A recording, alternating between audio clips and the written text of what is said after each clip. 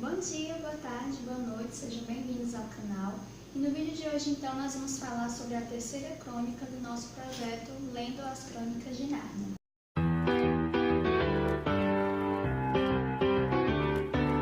Bem, de antemão, peço desculpas, pela mudança de cenário, que por conta totalmente de falta de organização minha, eu tive que trocar de cenário para gravar o vídeo, mas não tem problema, o vídeo vai acontecer de qualquer forma, certo? E peço desculpas também pelo atraso que vai sair o vídeo, tá? Não pretendo que isso aconteça mais outra vez e vai dar certo, tá, gente? Então, perdão, mas está aqui o vídeo como prometido do nosso projeto maravilhoso. E a terceira crônica, então, que a gente leu foi O Cavalo e Seu Menino. E antes da gente começar a falar sobre a história, eu tenho duas considerações a fazer sobre ela. A primeira é que a história se passa ainda durante o reinado do Pedro, do Edmundo, da Suzana e da Lúcia, certo? Eles não tinham voltado para casa ainda, quando essa história acontece.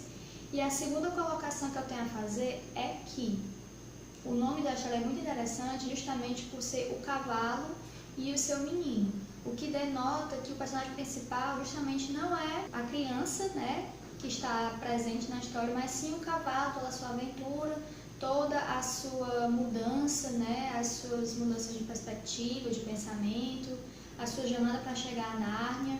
Enfim, isso é muito interessante também, certo? Confesso que até agora foi uma das crônicas que eu menos gostei, mas ainda assim tem pontos bastante interessantes e é uma crônica muito boa também. Falando da história então, lembrando sempre que tem spoilers no vídeo, certo? Então, está avisados. A história começa falando de um menino chamado Shasta. Ele é filho adotivo de um pescador e ele sempre foi muito destratado por esse pescador, que utilizava ele somente como escravo ou então para vender alguma coisa para ele, coisas assim. Ele não era tratado como um filho mesmo, e sim como uma pessoa totalmente marginal, sabe? E aí então, num belo dia, chegou na casa desse pescador um cara, um Tarkaan, que era meio que uma etnia, uma coisa assim do tipo. E esse cara vinha então de Tashbaan, que era uma cidade lá próxima justamente aonde esse menino morava.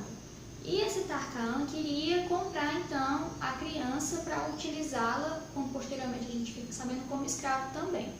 Enquanto o pai do Shasta e esse Tarkaan estão lá discutindo, sobre justamente a compra dele, o Shasta acaba vendo o cavalo desse Tarkaan e o cavalo então começa a falar com ele, o que obviamente causa espanto, não é? O Shasta. E aí o cavalo explica toda a ganância, e o que de fato o Tarkaan pretende fazer com ele, com essa compra. E os dois então fogem. E aí o Bri, que é o cavalo, ele fala que o objetivo dele é ir sempre para o norte, porque ele quer chegar a Nárnia, justamente por ele ser um cavalo falante e ele ter sido sequestrado de Nárnia, ele quer voltar para suas raízes, para suas origens. No meio dessa confusão toda, dessa jornada toda, eles conhecem uma menina, Aravis ou Aravis. Ela então também está fugindo do seu destino, porque ela também tem que casar. Ela está prometida em casamento para outro Tarkaan, lá de Tashbaan. E ela fugiu então porque ela não queria seguir esse destino. Então, ela fugiu com uma égua, que no caso é a Ruim, eu também não sei como pronunciar o nome dela. E aí então os quatro se encontram nessa jornada e eles vão seguir então para Nárnia, porque tanto a égua quanto o cavalo, querem ir para Nárnia e levar também os humanos consigo. Nessa aventura, gente, acontece de tudo. Eles encontram leões, eles chegam em túmulos abandonados, eles se separam, eles encontram feras, tem muita aventura também aqui nessa terceira crônica, certo? E aí quando eles chegam em Tashbaan, tem um costume que é justamente quando alguém de uma posição maior, de uma posição mais elevada, de um estado social maior, atravessa as ruas, todo mundo precisa se afastar para que dê espaço suficiente para essa pessoa. E lá então, por conta dessa confusão, o Shasta se separa de todos os outros do seu grupo. E aí aparece então o Edmundo e a Suzana. Eles encontraram o Shasta, confundindo ele com um príncipe de outra cidade, de outro país, na verdade, que é Arquelândia, porque Arquelândia fica próxima a Nárnia. E eles têm relações amistosas uns com os outros. E aí o Edmundo e a Suzana acharam então confundiram o Shasta com o príncipe de lá, de Arquelândia. Durante a noite, né, eles dão abrigo, dão comida para ele. O Shasta escuta umas histórias. O príncipe de Tashbaan, ele quer muito casar com a Susana. Não somente por amor a ela, mas também para conquistar o reino de Nárnia e a Arquelândia, que é lá próximo, né? E aí, durante a noite, né, quando o Shasta está dormindo, depois de ter escutado tudo isso, se sentindo meio culpado, né, justamente por não ter falado que ele não era esse príncipe que eles achavam que ele era, o verdadeiro príncipe de Arquelândia, que era o Corin, né, o Corin, ele aparece no castelo onde eles estavam hospedados, e aí ele troca de lugar com o Shasta, e o Shasta então foge para encontrar com os amigos. Depois de mais algumas aventuras, eles realmente se encontram, né? O Bree, a Arhuin, a Aravis vão marchando então em direção a Nárnia. Só que eles passam também por muitas dificuldades. Lá eles têm que atravessar um deserto muito grande. E parece que quanto mais eles atravessavam esse deserto, mais longe ficava Nárnia.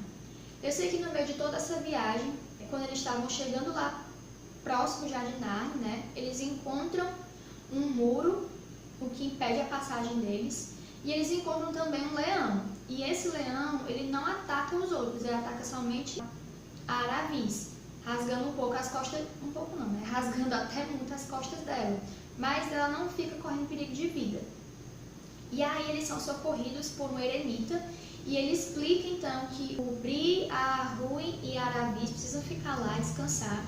E o Shasta precisa então ir até Anvar. Anvar, pelo que eu entendi, é como se fosse um caminho intermediário entre Tashbaan e Arquelândia. Eu acho que ele fica mais lá mesmo em Arquelândia, certo?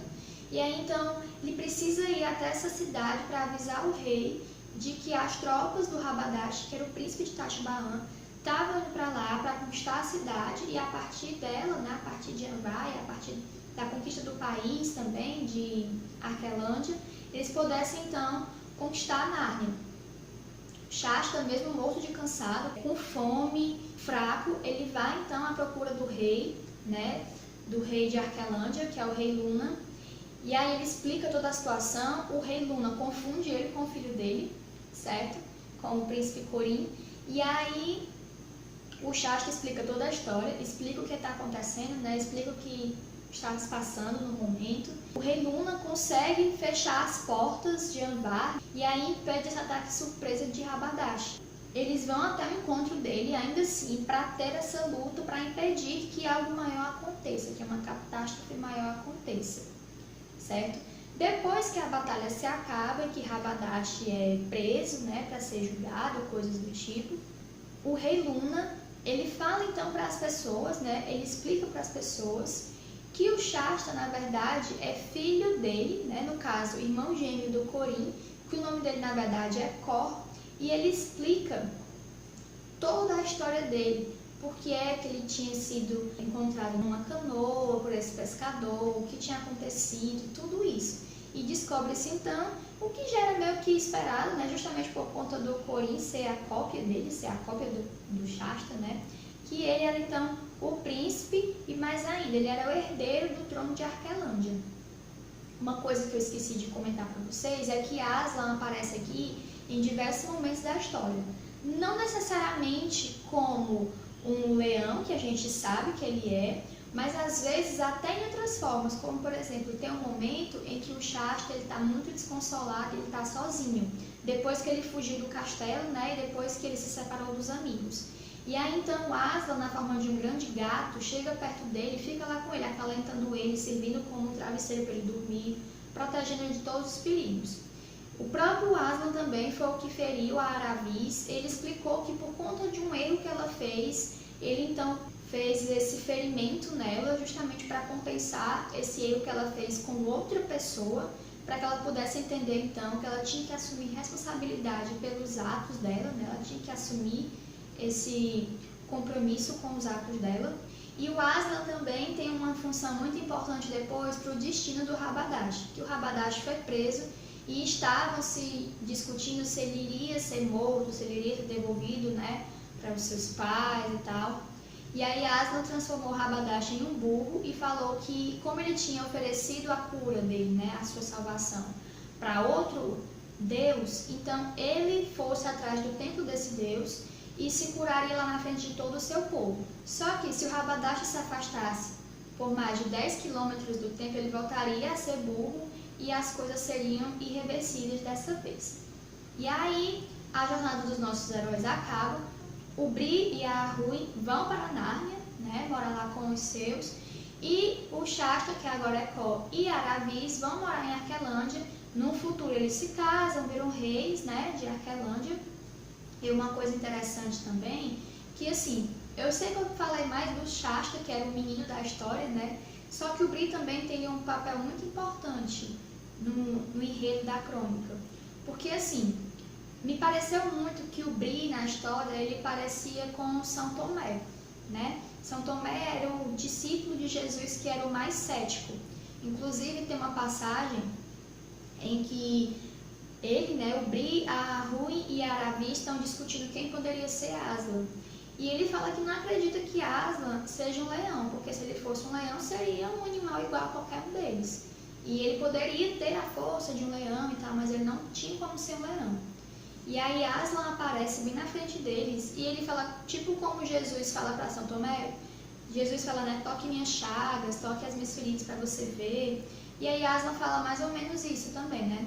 Ele fala o seguinte: Bri, meu pobre, meu orgulhoso e assustado cavalo, chegue perto de mim, mais perto, filho, não ouse não ousar, toque-me. Aqui estão as minhas patas, aqui está a minha cauda, aqui estão as minhas suíças. Sou um verdadeiro animal.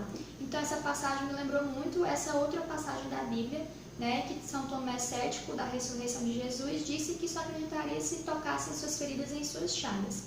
E essa história também é muito interessante porque mostra justamente esse crescimento do Bri como personagem e como pessoa.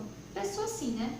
E como ser, né? Como cavalo, como um ser de justiça, um ser de coragem, um ser que, mesmo com todas as dificuldades, é leal aos que ele tem apreço, aos que ele ama, né? Aos que ele gosta.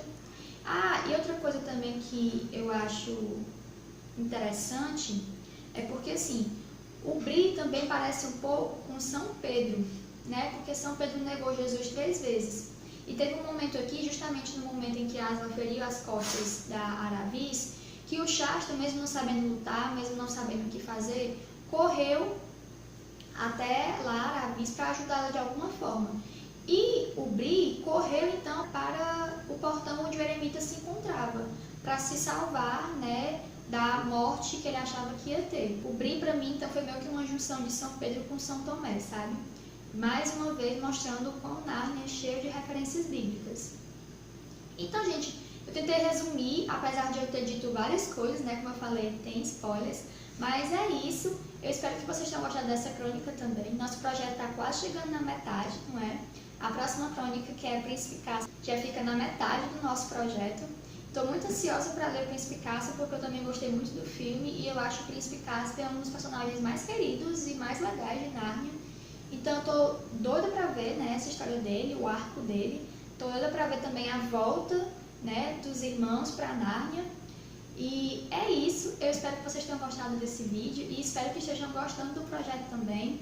Quem ainda não aderiu ao projeto, tá meio difícil, mas dá tempo de aderir, certas crônicas são bem curtas, são bem rápidas de ser lidas em um dia.